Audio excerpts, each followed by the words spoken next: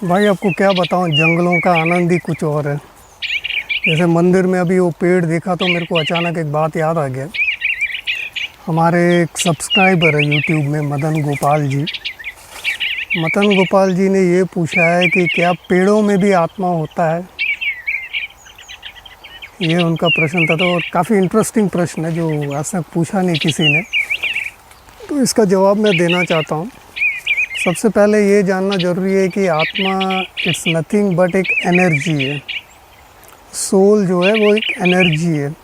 Generally हम लोग ये आत्मा जो है, सोल जो है, सिर्फ ह्यूमन बीइंग्स का ही के बारे में ही चर्चा करते रहते हैं। बट हर लिविंग स्पीशीज़ जो भी होता है उन सब में एक एनर्जी होता है।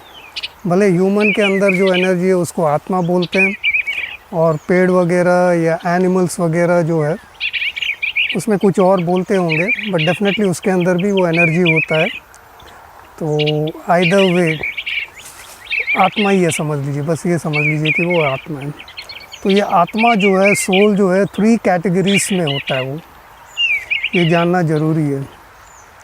नंबर 1 ह्यूमन के अंदर जो होता है, क्योंकि हाई इंटेलेक्चुअल स्पीशीज़ में गिना जाता है ह्यूमन बीइंग्स को। इसके बारे में थोड़ा और क्लैरिफाई करना चाहूँगा मैं आपको। तो ह्यूमन बीइंग्स हाई इंटेलेक्चुअल होने के कारण इसके अंदर जो एनर्जी है उसको सोल बोलते हैं हम लोग। बाकी 2 चीज़ें जो है, एक स्टेशनड लिविंग स्पीशीज़ होता है और एक मोशन में, जड़ और चैतन्य, ये 2 और अलग स्पीशीज़ है। तो उसके अंदर भी वो एनर्जी है, होता है, कुछ और नाम बोलते हैं जैसे, तो मान लीजिए सोल ही कह सकते हैं हम लोग। तो उसके अंदर भी वो सोल होता है। जैसे ट्रीस वगैरह हो गया, प्लांट्स वगैरह हो गया, ये सब जड़ है, स्टेशनड लिविंग स्पीशीज़ है ये, ठीक है जी। तो इसके अंदर भी वही होता है। बाकी एनिमल्स वगैरह जो स्पीशीज़ है उसके अंदर भी सोल ज़रूर होता है। पर जैसे मैंने बोला कि हाई इंटेलेक्चुअल में गिना जाता है ह्यूमंस को। ये पृथ्वी जो है एक साइक्लिक प्रोसेस में चलते रहता है, एटर्नल साइकिल जिसको बोलते हैं।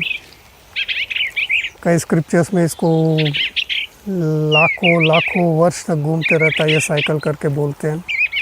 कई जगह का ये मानना है कि ये पूरा एटर्नल साइकिल जो है 5000 ईयर्स का है, 5000 साल का ये कल्प पूरा चलते रहता है। उसके बाद फिर एज इट इज़ सब कुछ रिपीट होता है। तो ह्यूमन से जो हायर स्पीशीज़ भी है, मैंने जो बताया था, कई लोग उसको देवी देवताएं बोलते हैं, या कुछ लोग उसको एलियंस बोलते हैं। ये सब अबव ह्यूमन स्पीशीज़ है ये लोग। तो ऑब्वियसली उनमें भी वो सोल होता है। तो मदन भाई, आपका ये प्रश्न के साथ ये बात भी और कनेक्ट करना चाहता हूँ मैं। जैसे एंड ऑफ द वर्ल्ड वगैरह होता है, जो साइक्लिक प्रोसेस अर्थ का फिर रिपीट होने के लिए जो है, ह्यूमन सोल्स जो है पूरा एक जगह इकट्ठे हो जाते हैं, परम धाम जिसको बोलते हैं। वहाँ पे गॉड बोलिए या को जो भी, what ever the name you like, या सुप्रीम सोल बोलिए, उसके आसपास पूरा हो जाता है। क्योंकि ये जो फ्रीक्वेंसीज ऑफ मैचिंग जो बहुत ज़रूरी होता है एनर्जी का जो है, तो जो ह्यूमन से भी हायर स्पीशीज़ जो मैंने बोला था, जैसे देवी देवताएं या एलियंस या व्हाटएवर, वो बिल्कुल सुप्रीम सोल के नज़दीक में होते हैं। And depending on their frequency levels, हर एक का अपना अपना एक फ्रीक्वेंसी होता है, हाई, मीडियम, लो, इस तरह का कैटेगरी से हम लोग बात करेंगे ताकि इजीली समझ में आ जाए। तो बिल्कुल नज़दीक जो है, सुप्रीम सोल के नज़दीक जो है, हाई फ्रीक्वेंसी वाले सोल्स होते हैं, जो ह्यूमन से भी अबाव है। देवी देवता टाइप के सोल्स बोल सकते हैं, उनके अंदर फ्रीक्वेंसी बहुत ज़्यादा होता है। उसके बाद वैसे वैसे वैसे वैसे ह्यूमंस का आ जाता है, ठीक है जी। तो ये ह्यूमन सोल जो है पूरा वहाँ पे परम धाम में इकट्ठा हो जाता है। तो रही बात अभी बाकी स्पीशीज़ का सोल्स कहाँ पर होते हैं, वही है ना अपना प्रश्न, ठीक है। अभी देखिए, जैसे अभी प्रेजेंट अपना क्लाइमेटिक कंडीशंस वगैरह चल रहा है, एक 1 ईयर का ले लीजिए, 365 डेज़ का, उसमें 4 अलग अलग सीजन्स होते हैं, ठीक है जी। फ्रूट्स ले लीजिए एग्जांपल, हाँ जी, यहाँ पे आम भी दिख रहा है पीछे।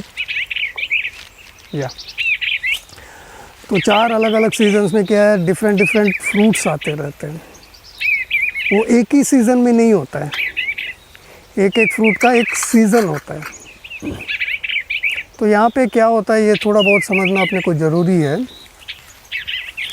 कि एटमॉस्फेयर भी क्या है, एक सर्टेन वाइब्रेशंस क्रिएट करता है। ठीक है जी। तो वो एनर्जी का फ्रीक्वेंसी पे जब वो वाइब्रेट होता है तब वो उगना शुरू हो जाता है। जैसे कि एग्जांपल आम समर सीज़न है, तो समर सीज़न में ये आम होगा क्योंकि उस तरह का फ्रीक्वेंसी जनरेट होता है, वो एनर्जी जनरेट करता है उस तरह का frequency in that particular season.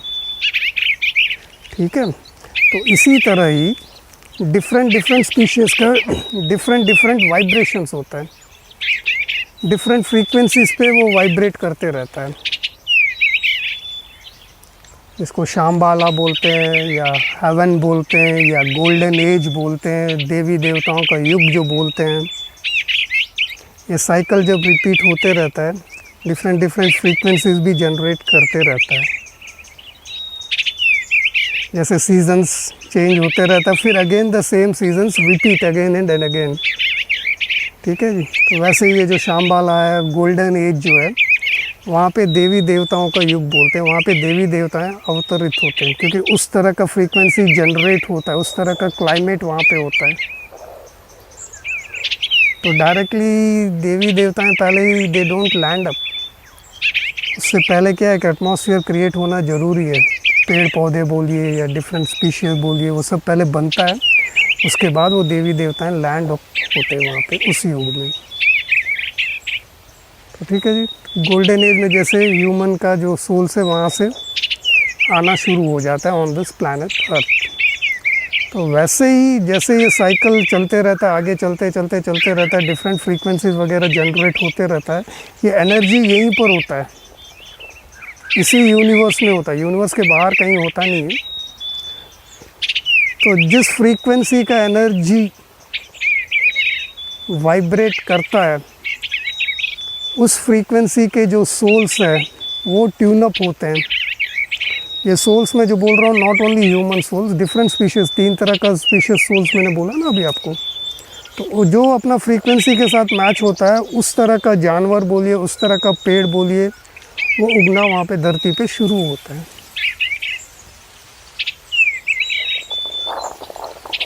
अलग अलग।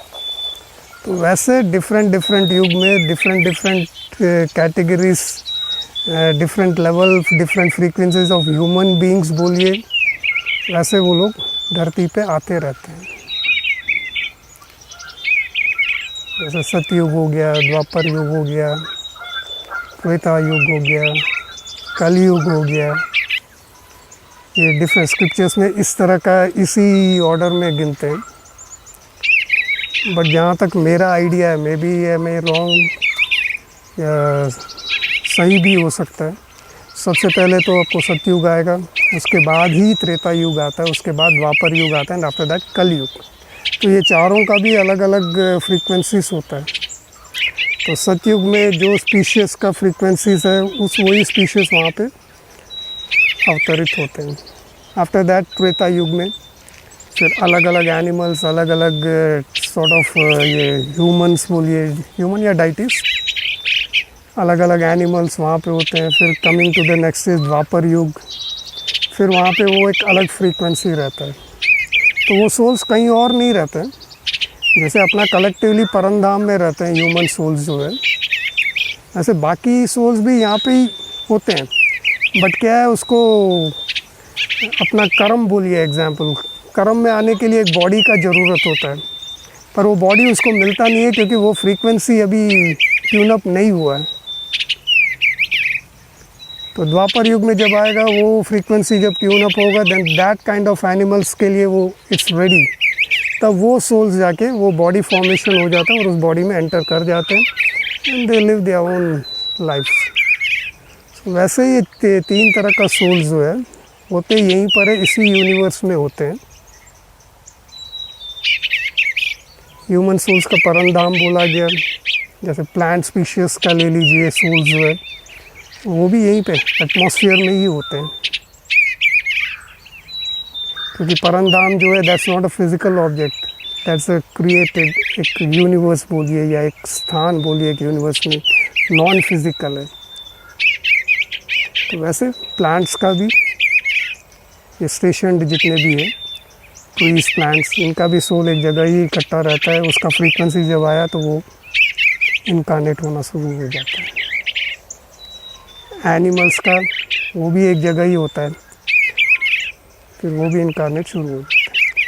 बट इसमें विचित्र बात ये है, जो जिस स्पीशीज़ का सोल्स होता है वो सब एक ही जगह इकट्ठा होता है। एनिमल्स का सोल जाके ह्यूमन सोल्स में मिक्सअप हो जाना, जैसे कि एग्जांपल परमधाम में, वैसे नहीं होता। या ह्यूमन सोल्स आके ये एनिमल सोल्स के साथ क्लब अप हो जाना, वैसे नहीं होता है। तो सेम स्पीशीज़ सेम सोल एक ही जगह क्लब अप होते हैं, एक ही जगह इकट्ठे होते हैं, अपना फ्रीक्वेंसी पे आते रहते हैं।